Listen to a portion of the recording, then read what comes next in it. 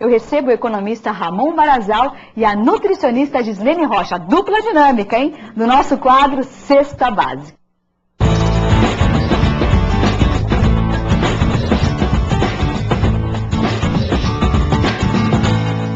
Dupla dinâmica.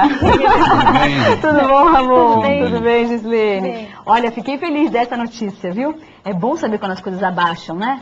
Tão difícil a gente ouvir isso. Preço mais baixo é sempre bem-vindo. Meu Deus, ainda mais em crise, né? Ainda mais em crise, é Meu verdade. Deus do céu. Por falar em crise, Isa, eu queria lembrar os nossos amigos de casa o seguinte, quer dizer, nós temos uma queda no preço da carne de primeira nessa semana, que é uma queda importante, significativa, e isso tem a ver com a crise, olha só que interessante. E carne de primeira, hein? Carne de primeira. E alguém diria, mas por que tem a ver com a crise? Porque na medida em que os nossos exportadores brasileiros têm dificuldade para exportar, porque o dólar está mais alto, etc., a gente tem que lembrar que o Brasil é o maior exportador de carne do mundo. E tendo dificuldade o nosso exportador de botar essa carne no mercado internacional, evidentemente que ele vai ter que vender essa carne aqui dentro. Por isso que a oferta aqui crescendo, o preço cai.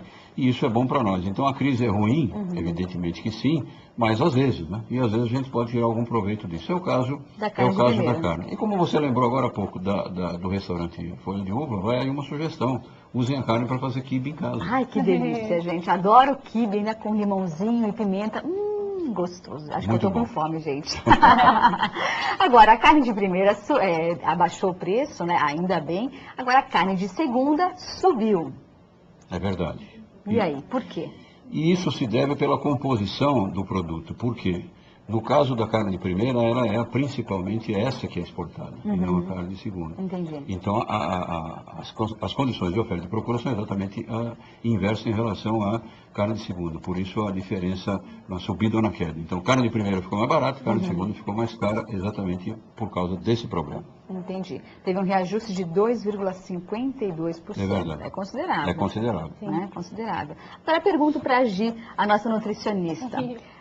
No caso de quem geralmente, por exemplo, tem o costume de comprar sempre a carne de segunda, né?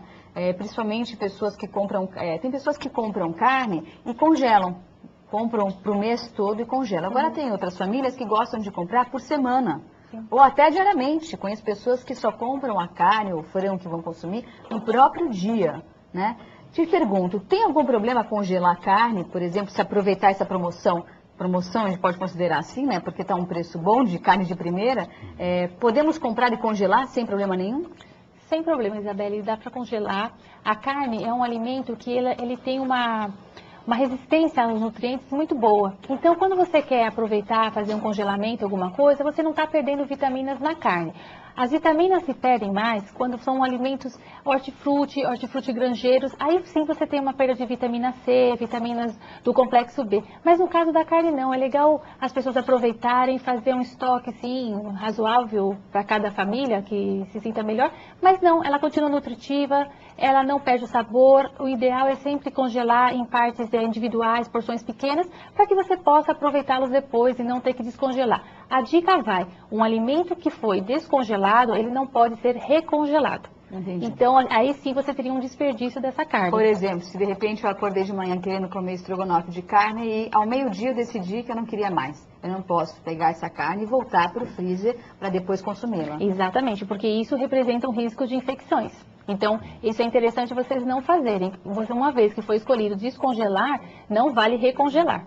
Porque senão existe o risco de bactérias, existem bactérias que proliferam muito rapidamente e que podem provocar diarreias, irritações na parte gástrica, enfim, dá alguns problemas de saúde sim. Aproveitando a questão do congelamento, quando a gente tira o produto do freezer para descongelar, tem pessoas que têm o costume de colocar o saquinho de carne ou de frango, do alimento, para o sol bater para descongelar mais rápido. Isso é bom ou não para o alimento? Não, isso é péssimo também. Todo alimento deve ser descongelado dentro da sua geladeira. Então, você colocar o alimento, acordei, como você tá o exemplo, vou descongelar meu estrogonofe. É para agilizar, né? Para agilizar e tal. E você deixa ele ao sol para na hora do almoço, meio-dia, 1 hora fazê-lo. Não, isso não é interessante porque as bactérias podem se multiplicar ali. Então, é uma presença de foco dentro da geladeira. O ideal seria fazer simples descongelamento um dia antes. Então, você tirar da geladeira aquela porção que você vai servir no dia seguinte, você estaria tendo menos riscos da sua saúde. Sol nem pensar. Não. sol. Prestar atenção. O que você pode fazer, assim, é usar o por exemplo, se você está com uma carne, você vai consumi-la agora. Eu preciso daquela carne, esqueci, vou pegar agora. Você pode até usar o micro-ondas, fazer o descongelamento mais rápido, fazer o tempero, fazer a preparação que você for usar e pronto. Eu tô rindo que eu tô lembrando de um episódio, Ramon, de primeira viagem, que eu fui fazer isso, fui tentar descongelar a carne no micro-ondas, acabei cozinhando a carne. Olha só, gente, o que eu aprontei. Você tem que tomar cuidado, porque dependendo do tempo, da potência que você coloca, realmente você já começa a cozinhar, você está cozinhando já. Então você usa o sol, a carne e tudo aquilo que você quer fazer, tudo junto. Por exemplo, você coloca a carne na geladeira, enquanto ela vai descongelando calmamente, você vai para fora e você toma o sol. Como bom economista, ele sempre acha que você economiza, não é? Viagens à praia, tempo, e dinheiro.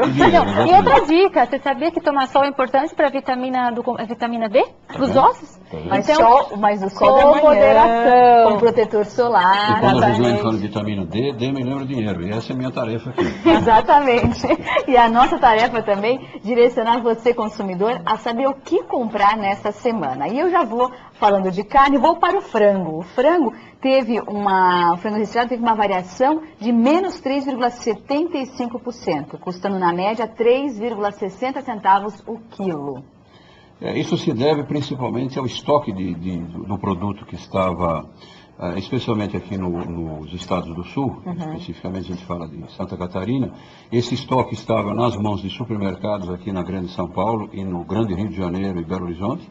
E agora essas empresas estão começando a precisar, e desculpe o trocadilho, a desovar essa carne de frango, né? Quer dizer, fazer com que isso seja utilizado. E na medida em que isso é mais utilizado, evidentemente que o preço também caiu. Agora eu quero lembrar o seguinte, os nossos amigos de casa, a carne de frango ela é muito suscetível a isso. Então eu não me espantaria se na semana que vem a gente tem uma reversão desse quadro em matéria de carne de frango. É diferente do caso da batata, por exemplo, ou do caso do pão, né? Quer dizer, do trigo, que nós comentávamos aqui na semana passada.